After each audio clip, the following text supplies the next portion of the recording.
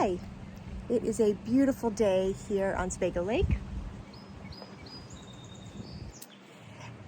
Various people are sending me messages asking me about the new Freedom movie. Have I seen it? Do I know anything about the Underground Railroad? So I thought I would just jump on and share. So during COVID, one of the Underground Railroad marketing guys happened to be in an RV traveling with his family, and they were in Maine. They were actually on Oswego Lake in Maine, and so somebody connected us, and I learned more about the Underground Railroad, what they do in the United States. And I'm like, wow, well, I don't think that you are connected with the people in Maine, so let me bridge that gap. That's what I do. I love connecting people who together are working to make the world a safe place for children. So we did a Zoom with Jonathan Sarbeck, who is the district attorney of Cumberland County. We had some law enforcement individuals. We had some of the guys who do some of the sting operations in Maine. And I don't know how many people there were on the Zoom, quite a few. And we had a conversation about the Underground Railroad and what they do and what they offer. So just so you know, the Underground Railroad will reach out to an agency in a state in the United States and say, what do you need? Do you need a better computer? Do you need manpower to do a sting? Do you need a technology sniffing dog, like what we showed people at last October at the Undeletable Conference on Technology, where they brought Nico, the technology sniffing dog, for the kids. That was very cool. Anyway, so for sting operations, they'll bring in manpower and help, do a sting, and then when the local media, news comes to share the story, the Underground Railroad backs out so that the kudos goes to the local superhero first responders doing the sting. Very cool, very cool. So I love the attention that human trafficking is getting because of this marketing movie.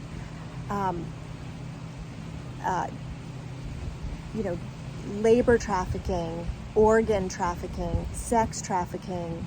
This is a big deal. I do want to share that Ruchira Gupta got an Emmy for her documentary that she did in India about sex trafficking.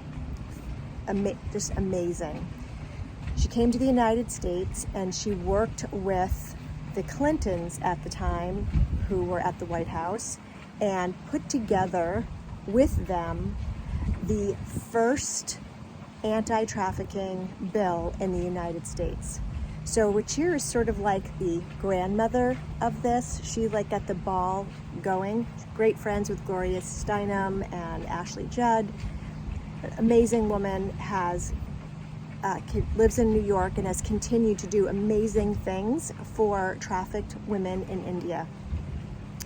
In 2015, when I started Stop Trafficking US, the first panel discussion that I was invited to speak on was at the Wishcamper campus in Portland with Christine Thibault, who is the juvenile prosecutor in Cumberland County, Chris Peavy from FBI, and Ruchira was brought in by Kathy Lee from the Lee Automotive Company and the Women's Legal League, I'm not saying that right, anyway, brought her in to talk about sex trafficking 2015.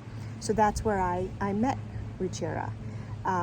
Just amazing. So all of these cool things that have happened as a ripple effect from the documentary that she did and the work she did with the Clintons has been born out of one woman paying attention and taking pictures just amazing. So I want us to remember that while we're seeing the global and national efforts of Underground Railroad and other organizations, I want you to consider bringing it home. Like I am a big proponent of putting the oxygen mask on your face first.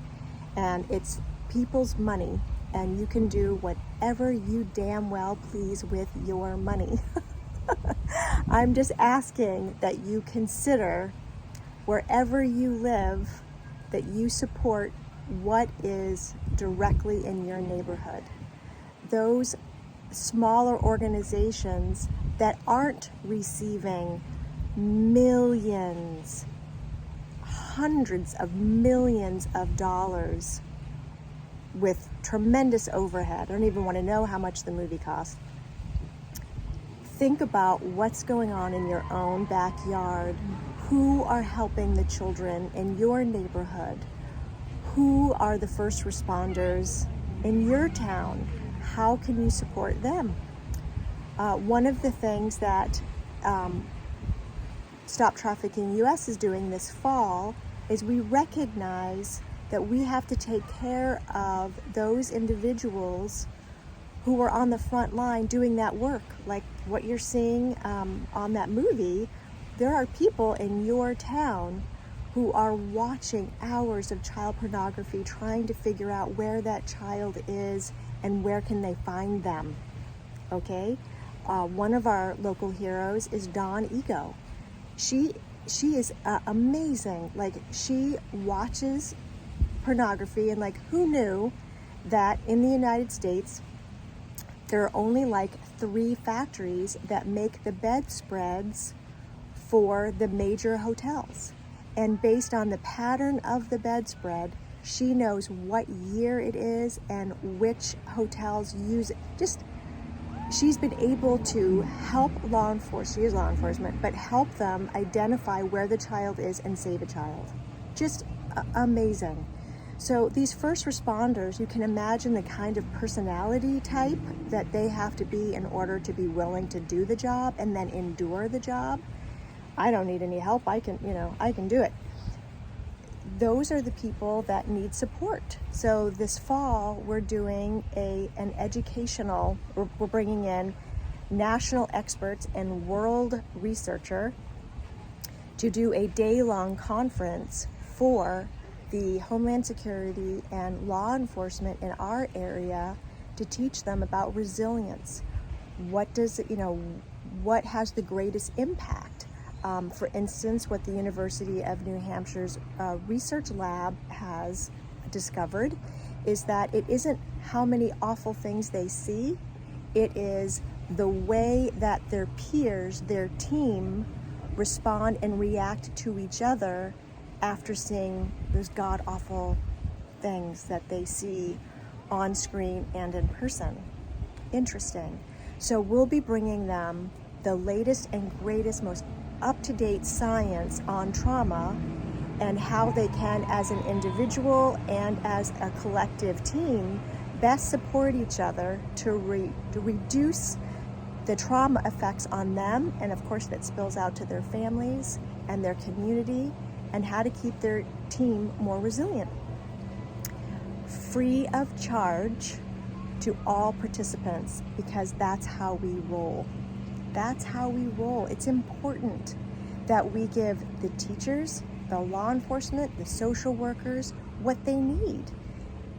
And with the budgets the way they are in government, they don't always, never, have the kind of extra funds to be able to bring in the educational things that the private sector can.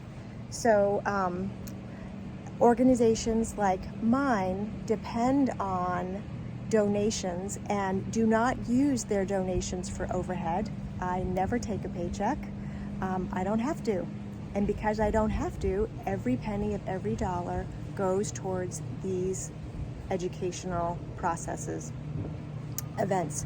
If you're interested in seeing like the one we did last fall on technology, go to stoptraffickingus.org, go to events, and then undeletable, scroll down, and the video from that event is right there.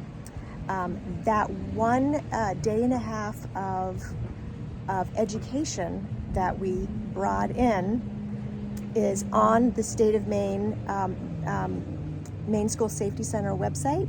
It's also mandatory training for all of the schools under the umbrella of the Catholic Diocese. These educational things are right here in our backyard. So if you're in Maine or you love Maine, love to have your donations, but wherever you live, I know everybody wants to throw money at the most popular thing.